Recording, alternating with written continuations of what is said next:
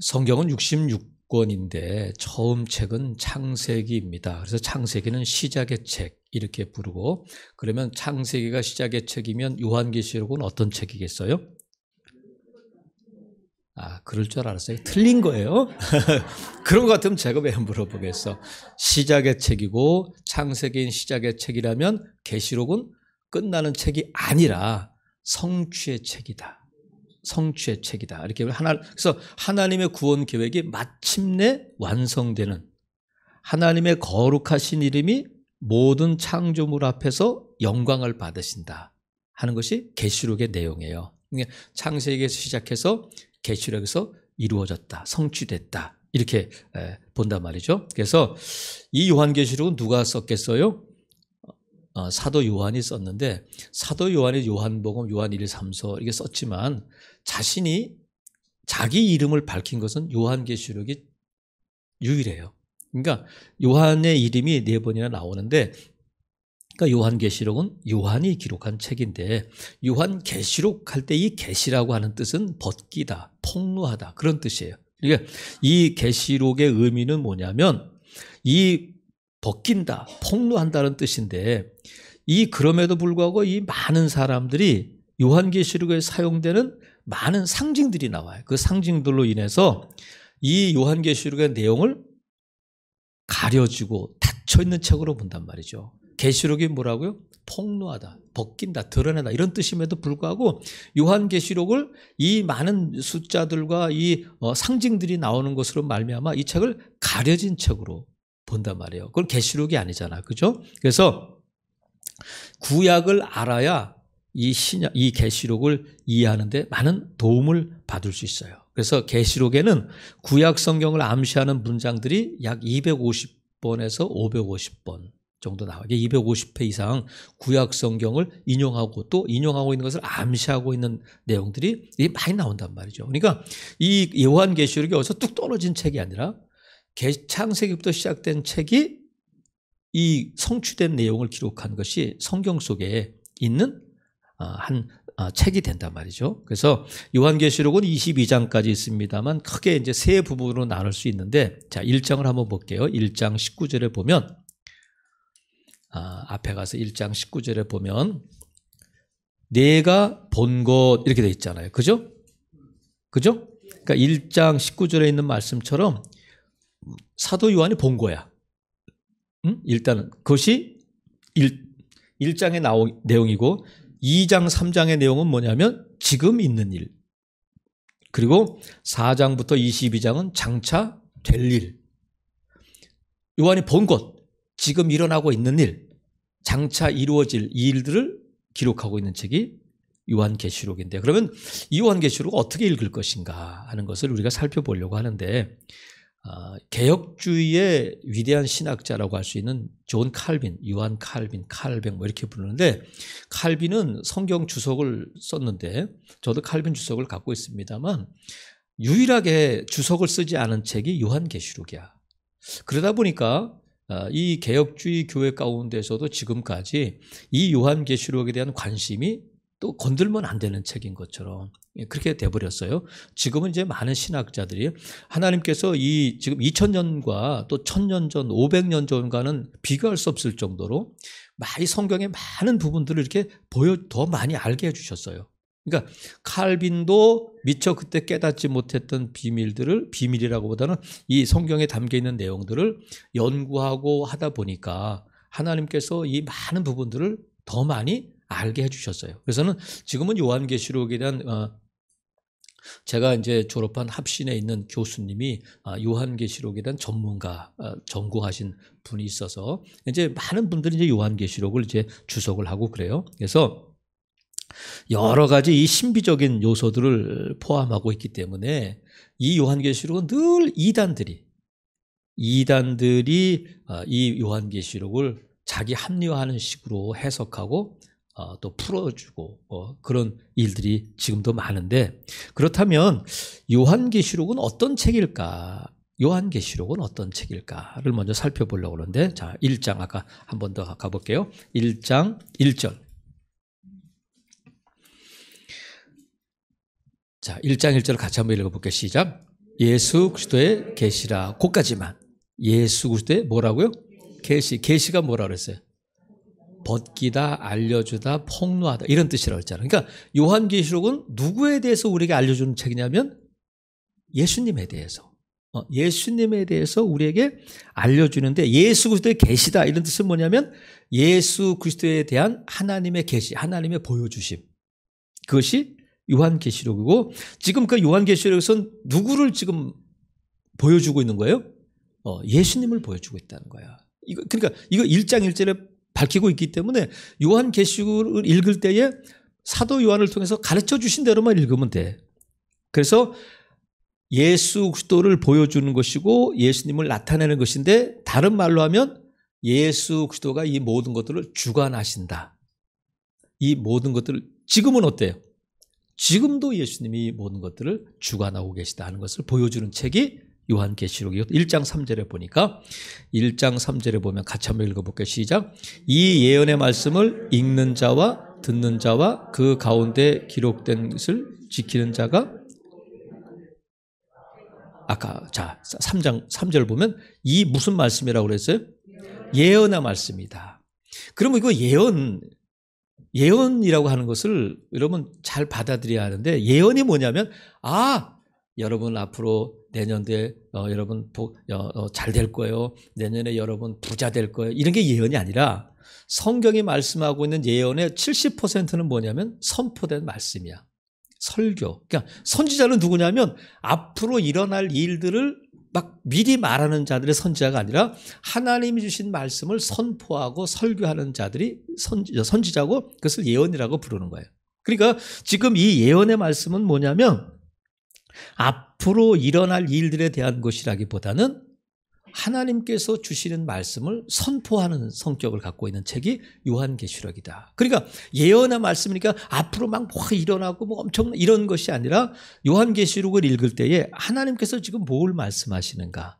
자, 1장 1절은 뭐라고요? 누구의 계시라고요? 예수님의 계시다. 예수님이 주관하고 계신다. 예수님에 대한 말씀이구나. 그리고 지금 예언의 말씀이니까 이것은 지금 하나님께서 사도 요한을 통해서 우리에게 들려주시는 말씀이구나. 그런데 이 1장 4절을 보면 또 덧붙인 분은 안 계시지. 1장 4절을 같이 볼게요. 4절 같이 시작. 요한은 아시아에 있는 7 편지에 뭐 한다고요? 편지한다. 편지. 그럼 요한계시록이 뭐야? 편지야, 편지. 자, 그러니까 요한계시록이 어떤 책입니까 하면 지금 1장에 그걸 밝혀주고 있잖아. 예수 그리스도의 계시, 예언의 말씀, 또 편지. 이래. 그럼 보세요, 여러분. 편지를 쓰는데 편지는 연애 편지 써보신다고 다 저는 믿어요. 연애 편지 다 써보셨을 텐데 편지 쓸 때 막 헬라어를 쓰고 막 히브리어를 쓰고 막 어렵게 막 써서 도저히가 사전 찾아보지 않으면 이해할 수 없는 그렇게 편지 쓰는 사람이 있어 없어요. 그런 사람은 절교지 절교. 편지를 상대방이 알아듣게 이해할 수 있도록 자기 마음을 표현해야 되는 거지 막 뭐 이상하게 쓰면 안 된단 말이죠. 그러면 자 요한계시록의 편지라면 어려운 책이겠어요? 쉬운 책이겠어요? 쉬운 책은 편지는. 그러니까 성도들이 읽고 이해할 수 있는 책이다. 자꾸 어렵게 만드니까 요한계시록이 이상한 책이 되는 거예요. 자, 쉽게 요한계시록은 예수 그리스도의 계시, 예수님을 나타내는 책이다. 그리고 예언의 말씀이다. 예언이 뭐라고요? 하나님의 선포되는 말씀이라는 거예요. 그 다음에 7개에 보내는 편지인데 왜 7개일까? 에서보드 사몬 이 에베소 교회 피득에서 7개구나. 근데 7이라는 숫자는 히브리 유대인들에게는 완전수예요. 완전수니까 그러니까 뭐야? 모든 교회 우리 교회도 포함될까 안 될까? 되고지. 오고 오는 세대 가운데 주님의 몸된 교회에 보내는 편지가 요한계시록이야. 그러니까 7교회만 딱 받아야 된다 그게 아니라 완전수니까 모든 교회를 포함하고 그 교회 안에 우리 즐거운 교회가 있음을 믿습니다. 그러니까 우리가 이 말씀을 지금 나에게 주시는 말씀으로 받아들여야 되는 거란 말이죠. 그래서 그럼 이 편지를 읽을 때에 교회에 주시는 어디에 주시는 말씀이라고요? 자, 이게 아주 중요해요, 여러분. 자, 이 편지를 어디에 줬다고요? 교회에 주시는 거야. 그럼 이 편지를 받는 사람은 누구야? 교회야, 교회. 성도들. 그러니까 이걸 꼭 기억해야 돼. 그래서 교회에 주시는 말씀이기 때문에 우리 교회가 이 말씀을 받아들일 때 상식선에서 읽어야 돼. 막 복잡하게 하지 말고 상식선에서 이 편지를 읽어야 되는데, 자, 다시 21장으로 가볼게요. 계시록. 자, 한번 뒤에 가보면 21장에 보면 2절. 21장 2절에 보면 또 내가 보매 거룩한 성 새 예루살렘이 하나님께로부터 하늘에서 내려온다. 뭐가 내려온다고요? 새 예루살렘이 내려온다는 거야. 그럼 봐. 자, 새 예루살렘. 새 예루살렘이 뭘까? 이것 때문에 막 이단들이 막 하는데, 자, 21장 9절 보세요. 21장 9절에 보면 7 대접을 가지고 마지막 7 재앙을 담은 7 천사 중 하나가 나와서 내게 말하여 이르되 이리 오라. 내가 누구? 신부가 누구냐면 곧 어린 양의 아내를 내게 보이리라 이렇게 말씀하셔. 그러니까 새 예루살렘은 뭐냐면 신부, 어린 양의 아내. 어린 양이 누구야? 예수님. 그러니까 예수님의 신부가 뭐라는 거예요? 새 예루살렘인데, 그럼 새 예루살렘이 뭐야? 교회지, 교회. 교회. 어디에 보낸 편지라고요? 교회. 자, 보세요. 그래서 이게 교회에 보내는 편지니까 새 예루살렘은 그럼 뭐겠어? 교회지, 교회. 여러분, 이것만 알면 여러분들은 정말 이 요한계시록에서 거의 이해하고 있는 거예요. 그러니까 새 예루살렘을 우리 어디 교단에 어디 자기네가 있는 어디고 이런 게 아니라 새 예루살렘은 어린 양의 아내, 신부. 그래서 하나님께서는 교회를 예수님의 신부다. 그렇게 부르잖아요. 그러니까 새 예루살렘은 뭐냐면 교회인데, 교회에 뭐가 있느냐면 12절 보세요. 21장 12절에 보면 크고 높은 성곽이 있고 문이 몇 개 있다고요? 12문이 있다. 그래서 이 요한계시록 이 본문을 보고는 많은 사람들이 무슨 간증을 하냐면, 내가 천국 갔다 왔는데 천국에 온통 금으로 그냥 장식이 돼 있고 12문이 있는데 내가 12문에 가가지고 막 그래. 그럼 그 사람은, 저는 천국을 못 본 거다 생각해. 천국은 금은 보화가 있어서 천국이 아니잖아. 그죠? 금은 보화가 있어서 천국이 아니라 산천이나 초막이나 우리 주님 계신 곳이 천국이야. 그러니까 아무리 금은 보화가 있어도 주님이 안 계시면 거긴 지옥이죠. 그러니까 12대면 금은 진주 보석이 깔려있고 아니, 금은 보화가 이 땅에서나 필요하지 천국에서 그 금은 보화 뭐 할 거 어디다 쓸 거야. 그걸로 아파트를 사겠어요? 롤스로이스 사겠어? 뭘 사겠어? 아니잖아요. 12문이라는 것은 뭐냐면, 자, 12문이 나오고 또 뭐가 나오냐면, 12절에 보니까, 자, 크고 높은 성곽이 있고, 12문이 있는데, 문에 12 천사가 있고, 그 문들 위에 이름을 썼으니 이스라엘 자손 12지파의 이름들인데, 14절. 그 성의 성곽에는 뭐가 있다고요?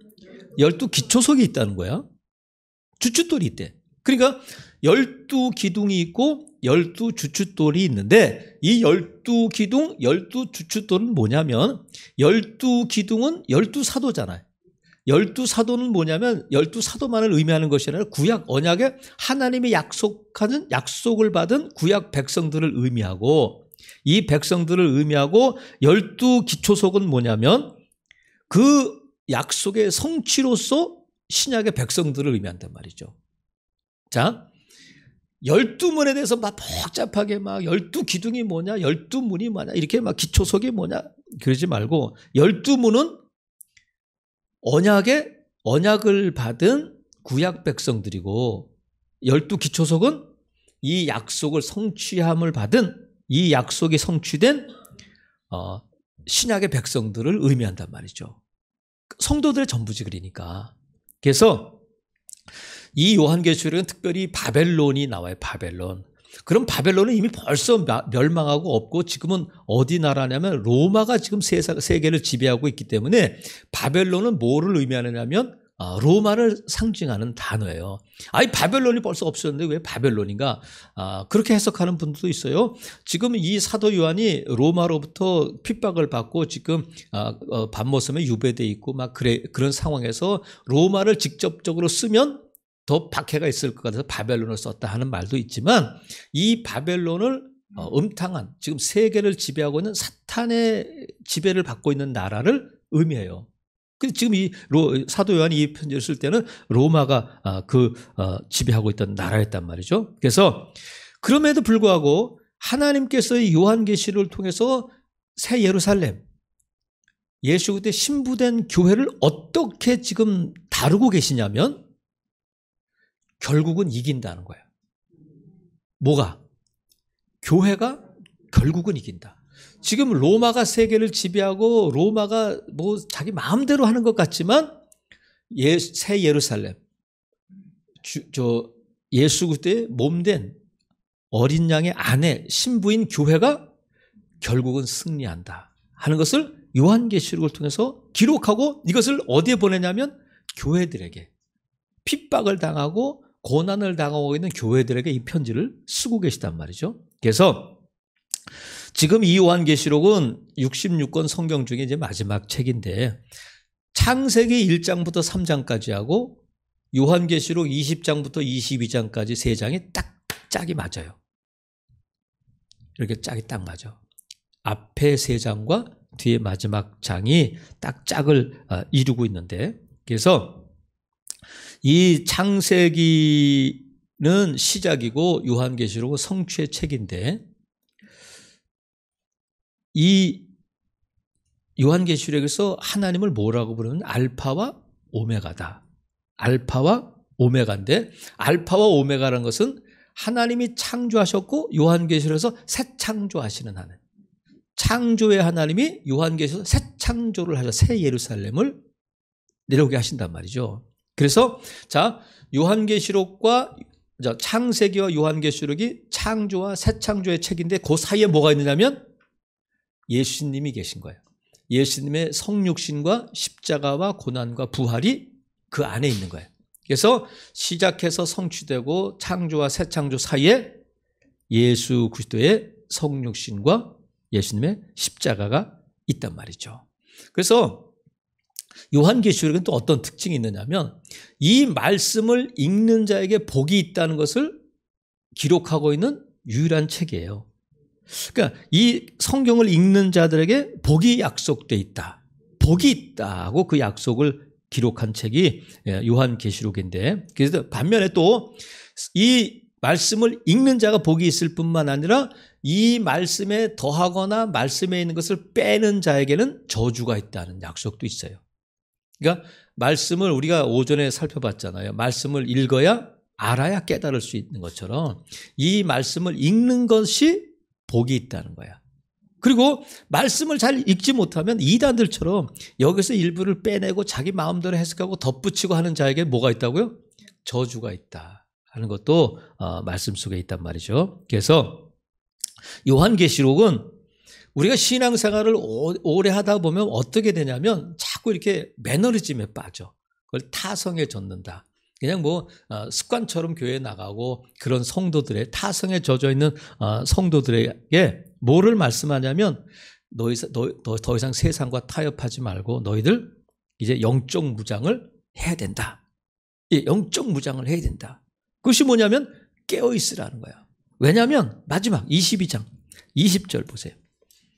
요한계시록 22장 20절에 보면 이런 말씀이 있어요. 이것들을 예언하신 이가 이르시되 내가 진실로 어떻게 한다고요? 속히 오시겠다는 거야. 그럼 주님이 속히 오시니까 어떻게 해요? 딩가딩가 하고 있어야 돼? 깨어 있어야 돼? 깨어 있어야 되는 거야. 그날이 언제인지는 모르니까 우리는 늘 어떤 신앙이 되냐면 우리 집사님 기도하신 것처럼 오늘의 내 삶의 마지막 예배인 것처럼 그게 맞잖아. 여러분 내일 특세에 나올 수 있어요? 없어요? 나올 수 있다고 하시는 분만 일어날 줄로 믿어. 그 다음은 난 모르겠어. 왜냐하면 하나님 허락해 주셔야 돼. 내일 우리가 내일을 알 수 없잖아요. 그러니까 우리가 오늘 지금 이 자리에 예수님 모시면 정말 좋겠어. 저는 지금 얼마나 예배할 때 아유, 목사님 안 돼요. 우리 애들 지금 밖에 밥도 못 먹고 있는데 그거 걱정하지 마셔. 내가 천국 가면 나머지 하나님이 알아서 하시니까 우리가 정말 복되잖아요. 하나님을 예배하는 자리에 이 자리에 우리가 막 문들아 머리 들어라 막 두려워하지 마라 찬양하는데 나팔 소리가 천사들의 나팔 소리가 우리 이 지붕이 확 날아가면서 야 그날은 온다. 말씀은 이루어지는 거야.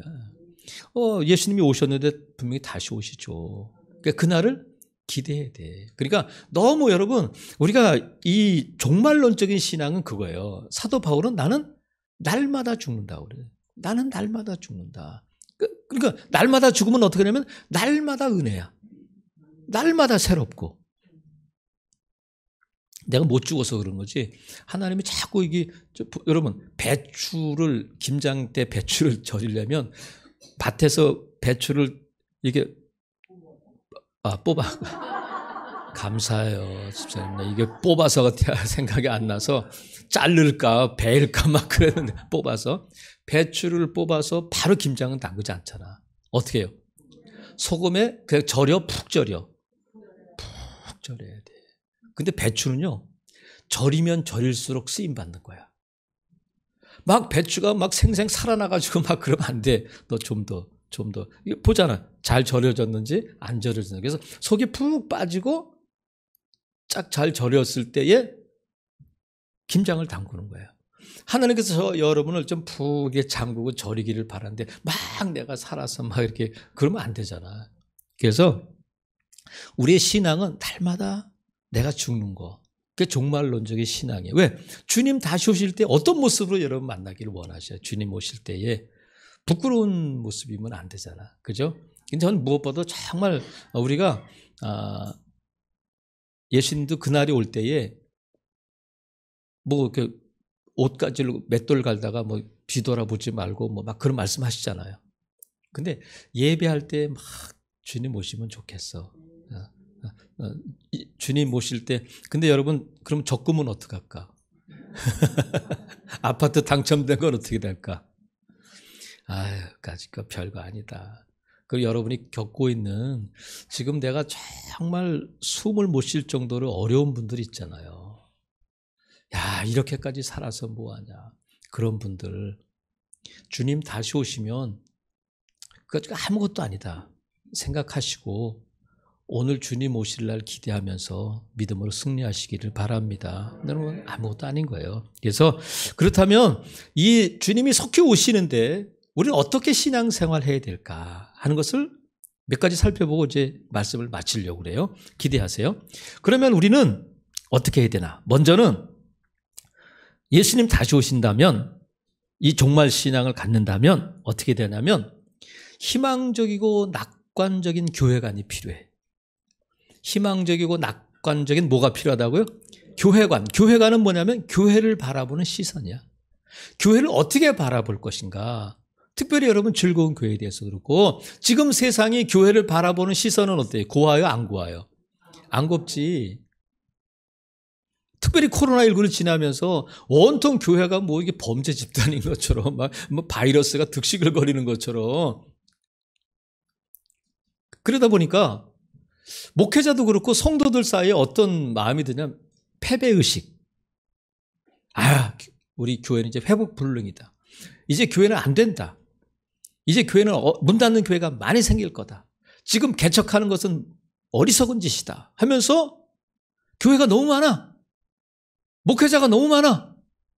못된 목회자도 많아 하면서 교회에 대해서 자꾸 부정적이고 교회에 대해서 자꾸 안 좋은 생각을 갖게 되는데 그것은 종말론적인 신앙이 아니에요. 여러분, 교회는 주님의 몸된 교회이기 때문에 아무리 목사가 많다고 해도 점쟁이에 비하면 아무것도 아니에요. 교회가 아무리 많아도 술집에 비하고 점집에 비하면 비교가 안 돼. 여러분 교회가 많아가지고 세상에 무슨 뭐 피해되는 게 있어요? 목사가 많아가지고 그럼 목사가 많아야 되지 강도가 많아야 되겠어? 국회의원이 많아야 되겠어요? 그래서 여러분 방송에서나 누가 교회에 대해서 저는 그래서 목사님들을 만나고 그러면 요새 교회 안 돼. 교회 어려워. 지금 누가 개척을 해? 그러면 저는 야단은 못 치지만 목사님 저는 그렇게 생각 안 해요. 교회는 여전히 부흥되고 교회는 여전히 세워져야 되고 신학교는 여전히 우리 이제 합신 같은 경우도 총신도 그렇고 미달이에요. 이제 신학교를 안 가. 우리가 60년대에 산하 제한했잖아요. 산하 제한하고 아이를 안 낳다 보니까 지금 아이를 안 낳잖아요. 이제 큰일이잖아. 목사가 많다, 목회자가 많다, 신학교가 많다 하다 보니까 지금은 이제 신학생이 줄어들어가지고 앞으로 이게 5년, 6년, 7년 가다 보면 교회가 어려워지는 거예요. 누가 만든 거예요? 우리 스스로가. 우리나라에 목회자가 많아가지고요. 저는 하나님께서 통일을 대비해서 지금 우리 북한을 품고 기도하는 목사님들이 많거든요. 그러면 통일되면 신천지가 먼저 가야 되겠어요? 우리 교회가 먼저 가야 되겠어요? 교회가 먼저 가야지. 그러려면 목회자가 한두 명 필요한 게 아니잖아. 우리가 지금 이 땅에 10만 명 목회자가 있다 그러면 5만 명 정도는 가야 되잖아요. 준비된 자들에게 하나님이 기회를 주시니까. 여러분 누가 뭐라 해도 교회는 안 된다. 어렵다. 교회는 이제 어려워. 목회자가 교회가 너무 많아. 그럴 때에 아멘 하지 않기를 바라요. 이 종말론적인 신앙을 갖는다면 희망적이고 낙관적인 교회관이 필요하다. 우리 즐거운 교회는 잘 될 줄로 믿어요. 우리 교회는 부흥될 줄로 믿어요. 우리 교회는 하나님의 살아계심과 역사하심을 보여주는 교회가 될 줄로 믿어요. 우리 가운데 치유와 회복이 일어나고 우리 가운데 성령의 충만함이 일어나고 우리를 통해서 많은 간증들이 있을 것으로 저는 믿습니다. 교회는 되는 거예요. 왜? 주님의 몸된 교회고 주님의 신부이기 때문에 그래. 또 하나, 교회의 이 공동체성에 눈을 떠야 돼. 나 하나 지금 신앙생활 하는 것이 아니라 교회는 예수님의 몸된 몸이다. 우리가 한 형제고 한 자매고 한 몸이다 하는 공동체성을 우리가 확인해야 된다. 나 혼자 개인주의, 교회가 될 수는 없잖아요. 그래서 자꾸 모이기를 힘써야 돼. 공동체 안에서 공동체 안으로 자꾸 들어와야 돼. 그래야 교회가 되는 거예요. 그래서 모두가 다 함께 우리 집사님 기도하신 것처럼 함께 우리가 손 내밀고 함께 손잡고 같은 몸이니까. 여러분 이 손이 어떤 그 코미디에나 나오는 거야. 이 손이 뭘 이렇게 음식을 잡았는데 지가 먹으면 안 돼. 나 다이어트 해야 돼. 그러면서 이건 코미디에 나오는 거지. 자기 오른손이 자기 왼손을 하지 마. 이건 코미디언이 하는 거예요. 왼손이 아프면 오른손이 붙들어주고 오른손이 대신해주고 그러지. 제가 발가락 다쳤을 때에 정말 감사한 게 뭐냐면 한쪽 다리가 또 있다는 거예요. 야, 발가락이 10개인 게 얼마나 감사해. 하나 다쳤는데도 온몸이 힘들어요. 우리 온몸이거든. 누가 아프면 내가 아파하지 않겠느냐. 누가 기쁘면 내가 기쁘지 않겠느냐 하는 것처럼 교회는 주의 몸된 교회는 공동체성을 가져야 된단 말이죠. 그리고 이 교회는 이 교회 공동체가 누릴 수 있는 종말론적인 축복이 있다. 종말론적인 축복이 있는데 그것을 자꾸 극대화시켜 나가야 돼. 자꾸 없이 하지 말고 하나님께서 이 교회 종말론적인 시대에 교회에 주신 종말론적인 축복이 있는데 현재 우리가 지금 누릴 수 있는 특권이 있다. 그게 뭐냐면 예배. 교회가 누릴 수 있는 가장 중요한 영역이 뭐냐면 예배란 말이죠. 그러니까 하나님께서 이 하늘나라에 가서 우리가 하는 일은 뭐냐면 하나님을 예배하는 일이야. 천상에서 하나님을 예배하는 성도들이 이 땅에서 하나님을 예배하고 있단 말이에요. 그래서 우리가 교회 올 때마다 예배 은혜를 사모하면서 오셔야 돼. 하나님이 분명히 나는 참된 예배자를 찾고 있다. 예배자를 찾으신다는 거야. 그러니까 여러분이 오실 때 여러 가지 사역도 있고 합니다만 제일 먼저 중요한 것은 뭐냐면 예배자가 되는 거예요. 식당 봉사도 좋고 안내도 좋고 차량도 다 좋지만 그럼에도 불구하고 우리는 예배자가 돼야 된다. 그리고 또 우리가 알아야 될 것은 뭐냐면 이 땅의 교회는 전투하는 교회다. 천상의 교회는 승리한 교회고 이 땅에 있는 교회는 전투하는 교회임을 기억해야 된다. 어떻게 하냐면 새 예루살렘이 이루어질 때까지 이 땅의 교회는 전투하는 교회 된단 말이죠. 어떤 전투야? 영적인 전투. 악한 것들과의 이 영적인 전투가 있는데 우리가 알아야 될 것은 뭐냐면 전투하는데 우리가 결국은 교회가 이긴다. 결국은 교회가 이긴다는 것을 알고 믿고 싸워야 돼. 그러면 우리가 싸워서 이기는 것이 아니라 이겨놓고 싸우는 거야. 이미 승부가 났다니까요. 하나님 말씀하셔요. 교회가 어떻게 한다고요? 이긴다. 그러면 축구를 하는데 결과를 알고 있어. 그러면 막 재미있어요? 재미없어요? 재미없다고 했어요? 재미있어? 재미없어? 아무래도 흥미가 떨어지잖아. 2대1로 이겨. 근데 거기서 무슨 막 이럴 필요가 있어. 커피 마시면서 이게 보는 거지. 하지만 싸워야 돼. 여러분, 저와 여러분 이미 예수님께서 내가 세상을 이겼다 말씀하셨기 때문에 저와 여러분은 결국 이기게 될 것이다. 그래서 우리는 이겨놓은 싸움을 지금 이겨놓고 싸우는 거예요. 아무쪼록 살아가시는 성도 여러분, 이 요한계시록은 성경의 마지막 책인데 이 요한계시록의 결론은 뭐냐면 결국 이긴다는 거예요. 누가 이겨? 교회가 이긴다는 거예요. 교회가. 그래서 싸워서 이기는 것이 아니라 이겨놓고 싸운다. 그것이 교회고 그것이 저와 여러분이다. 이 종말의 때를 사는 저와 여러분이란 말이죠. 제가 요한계시록 할 때마다 드는 예화가 있는데 제가 신학교 다닐 때 요한계시록을 가르치던 교수님이 그러시더라고요. 이 요한계시록을 가지고 박사학위를 따려면 요한계시록을 몇 번 읽어야 되겠어요. 거의 외우다시피 하는데 이 원어로 외우고 또 영어 성경 보고 해가지고 한 절 한 절 다 연구해서 박사가 되는 건데 요한계시록을 연구한 교수가 이제 수업을 다 마치고 집에 가기 위해서 이제 버스를 타려고 버스 정류장이 있는데 버스표를 팔고 있는 할아버지가 성경책을 읽고 계시더래요. 성경책을 읽어서 이렇게 관심 있게 이렇게 봤더니 요한계시록을 읽고 계시더래. 그래서 자기는 요한계시록을 평생 공부해가지고 박사인데 아니 저 할아버지가 지금 뭐 버스표 팔면서 저거 읽어가지고 뭐 이해를 할까. 그래서 물어봤대. 할아버지 성경책 읽으시네요. 그래요, 내 성경책 읽어. 무슨 책이에요? 보면 몰라. 요한계시록이지. 근데 뭔지 내용은 알고 읽으셔요. 왜 몰라? 이긴다는 거 아니요? 그랬다는 거예요. 그 교수님이 이 할아버지 정확하게 알고 계시는구나.